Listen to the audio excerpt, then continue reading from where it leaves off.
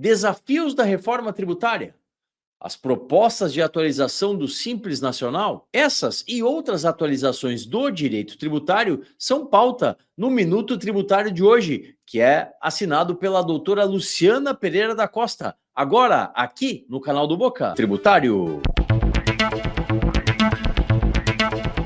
Na Rádio Bandeirantes, Boca no Trombone, Minuto Tributário, os tributos passados a limpo. Agora a pauta é direito tributário. Para mais uma edição do nosso quadro especializado, chega ela, a nossa especialista, doutora Luciana Pereira da Costa. Seja muito bem-vinda para mais uma edição do Boca aqui da Rádio Bandeirantes, doutora. Muito bom dia. Muito bom dia, Solano. Bom dia aos colegas de programa. Bom dia também à nossa audiência maravilhosa. Te agradece aí a doutora Luciana, sempre disposta, sempre muito atenta e, como eu digo, né, atualizadíssima aqui nas pautas do nosso direito tributário, direito do dia a dia, como explica, como nos ensina aí a doutora Luciana. Então, bora lá, vamos nos atualizar. O que está sendo proposto, falando em atualização, para atualizar o Simples Nacional? E por que isso é importante para os pequenos empresários, doutora Luciana? Então, Solano, recentemente teve uma audiência pública com a Comissão de Indústria, Comércio e Serviço lá da Câmara dos Deputados, no qual o colegiado debateu um projeto que visa aumentar os limites do faturamento do Simples. É o PL 108, lá de 2021, que está sendo debatido agora, né? A principal proposta ali é aumentar que o faturamento passe de 4,8 milhões, o atual, para 10 milhões. Então, considerando ainda a receita líquida, o que é efetivamente faturado pela empresa, sem contar impostos, sem contar os descontos.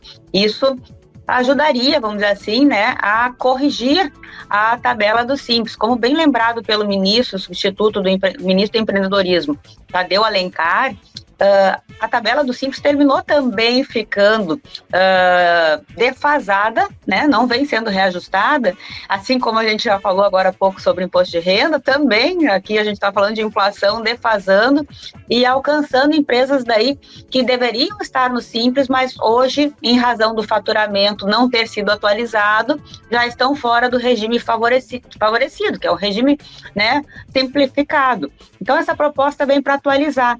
Outro ponto também interessante dessa proposta, que as empresas que estejam dentro desse faturamento de 10 milhões, então, que é a proposta do PL, e elas também tenham a desoneração da folha de pagamento, o que é muito interessante, principalmente agora, recentemente tivemos a decisão da STF mandando reonerar a folha de pagamento, né? Então, é outro tópico aí, mas dentro desse PL, estas empresas estariam fora da oneração da folha de pagamento, que a gente sabe que é o custo, né, de contratar um empregado com todos os encargos que tem em cima, né, é muito alto no Brasil e para essas empresas um pouco mais alto ainda. E um ponto ainda que vem dentro desse PL é a questão de limitar um CNPJ por CPF. Hoje em dia, tem razão da defasagem, a gente percebe, às vezes, pequenos grupos econômicos aí de empresas do Simples, porque o faturamento vai extrapolando e vai abrindo outra empresa, e vai abrindo outra empresa, que é o jeito, né, que o brasileiro tem aí de dar um jeito de seguir trabalhando, seguir empreendendo. Então, tá aí as mudanças, é um projeto de lei, né, está sendo debatido, mas é bom a gente trazer aqui para o público o que o nosso legislativo lá está debatendo, o que pode vir por aí, talvez alguma mudança.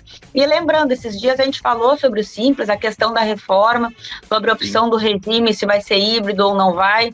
Então é bem interessante ficar atento nas mudanças que o Simples está, vamos dizer assim, na ordem do dia, no almoço e no jantar aí das famílias, Solano. É prato cheio em todas, né, doutora Luciana? Tem que ficar atento para não ser surpreendido, realmente. Vamos para a nossa reforma tributária, né?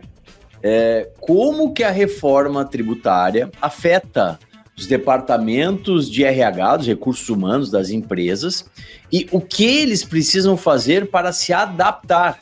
Olha só a influência, né, doutora Luciana, a relação que tem a reforma tributária com todas as engrenagens aí das empresas.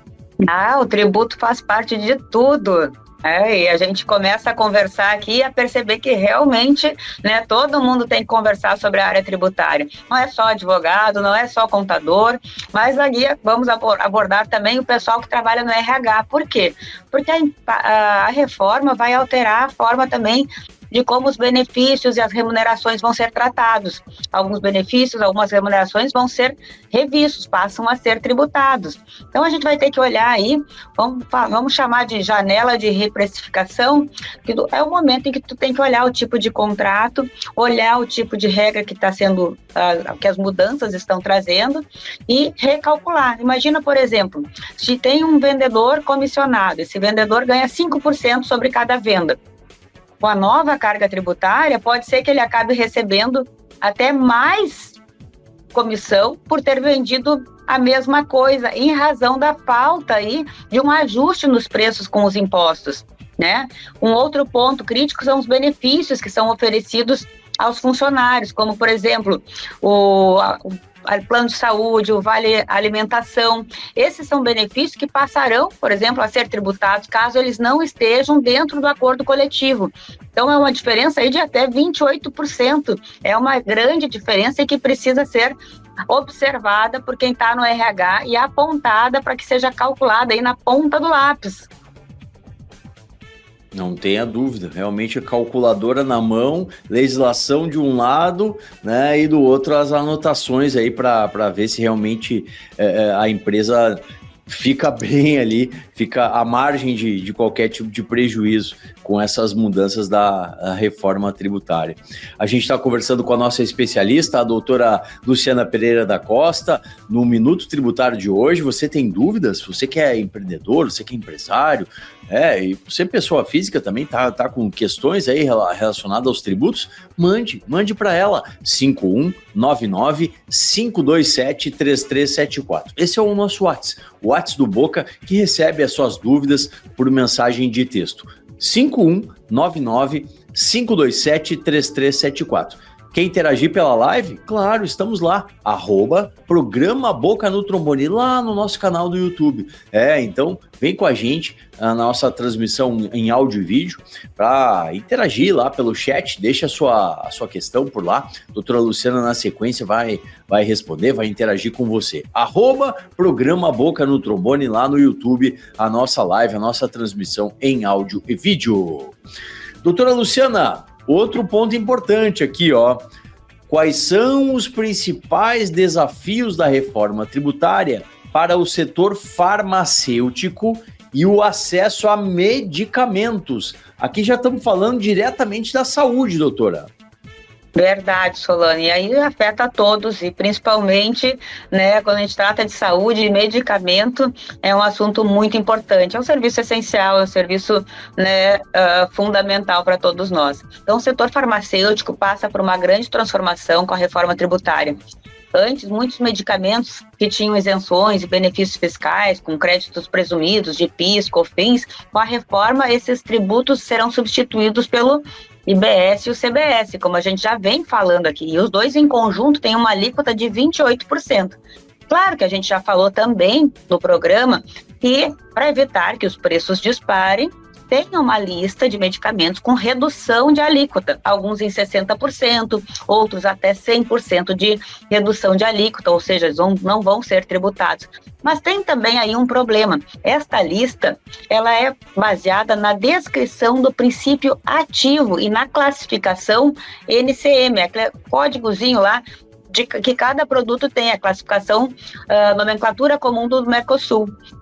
Sem considerar, então, os protocolos clínicos, sem considerar linhas de cuidado. É uma informação que talvez vá gerar muita discussão, significando que, por exemplo, 2 medicamentos usados para tratar uma mesma doença, eles podem ser tratados de uma forma diferente pela legislação tributária. Então, um pode ter o benefício fiscal e o outro não ter o benefício fiscal. E isso, com certeza, vai gerar uma desigualdade, uma distorção de mercado, uma discussão grande, uma variação de preço grande. Além disso, também, temos que lembrar que vai haver um período de transição, no qual os tributos que já existem, que é o PIS e o COFINS, vão estar junto com a CBS, e eles vão ser tributados em conjunto, claro, em alíquotas diferenciadas, mas sem uma compensação suficiente. Então, dentro do período de transição, quem está dentro dessa área tem que ficar muito atento como é que vai fazer a precificação disso sem que esses preços disparem, sem causar distorção e desequilíbrio. E nós, enquanto sociedade, temos que ficar atento. O tipo de legislação que está sendo votada é realmente a legislação que atende às necessidades da sociedade, essa disparidade, essas distorções de preço, né? A gente vai ter que trazer isso para o debate e talvez corrigir essa legislação. Cada vez mais a necessidade aí de estarmos sempre com um profissional que é especialista na matéria, dando assessoria, suporte às empresas, aos empresários, para que o caminho seja trilhado da melhor maneira. E aí contamos com ela, contamos com a expertise aqui da nossa especialista, doutora Luciana Pereira da Costa, a quem a gente agradece para mais uma edição do nosso Minuto Tributário. Já fica o convite para, numa próxima oportunidade, estar com a gente, doutora Luciana. Muito obrigado e bom final de semana. Com muita alegria, Solano, sempre à disposição e um ótimo final de semana a todos. Fala, turma! Gosta de conteúdo jurídico? Então aqui, o canal do Boca no Trombone é o espaço para você.